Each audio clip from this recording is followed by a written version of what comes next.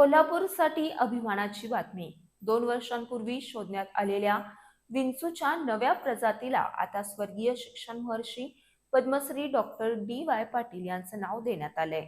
या प्रजातीला आयसोमेट्रस ज्ञानदेवोई असं अधिकृत नाव देण्यात आलं असून या संशोधनाला आंतरराष्ट्रीय स्तरावर मान्यता मिळाली आहे. कोल्हापूरच्या संशोधकांनी शोधलेल्या विंचूच्या नव्या प्रजातीला आता स्वर्गीय शिक्षण महर्षी पद्मश्री डॉक्टर डी.वाय. पाटील यांचं नाव देण्यात आलंय. आयसोमेट्रस ज्ञानदेवोई असं या नव्या प्रजातीचं अधिकृत नामकरण करण्यात आलं असून या संशोधनाला आंतरराष्ट्रीय स्तरावर मंजुरी मिळाली आहे.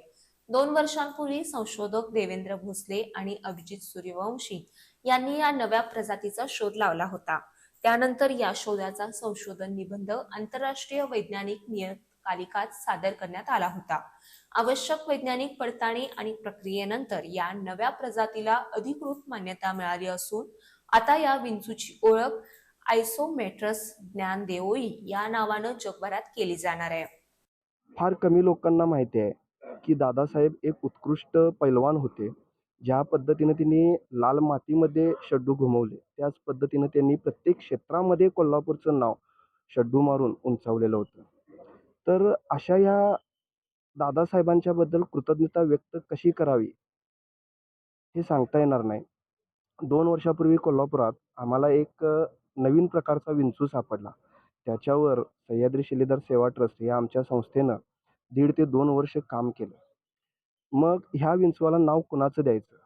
तर दादासाहेबांच्या बद्दल एक कृतज्ञता व्यक्त करण्यासाठी नोव्हेंबर 2024ला आमचा रिसर्च पेपर पब्लिश झाला आणि कोल्हापुरातून मिळालेल्या नवीन जातीला आम्ही दादासाहेबांचं नाव दिलं. जो फक्त कोल्हापुरातच विंचू आढळतो, झाडावर राहणारा विंचू अशी त्याची ख्याती आहे. त्या विंचवाला आम्ही आयसोमेट्रस ज्ञानदेवाय हे दादासाहेबांचं नाव दिलं. तर इंग्लिशमध्ये त्या विंचवाला डी.वाय. पाटील ट्री स्कॉर्पियन असं नाव देण्यात आलं. शिक्षण क्षेत्रात भरीव योगदान देणारे शिक्षण महर्षी पद्मश्री डॉक्टर डी.वाय. पाटील यांच्या कार्याला हा अनोखा वैज्ञानिक सन्मान मानला जात असून संशोधकांसह कोल्हापूर जिल्ह्यासाठी ही अभिमानाची बाब ठरतीये.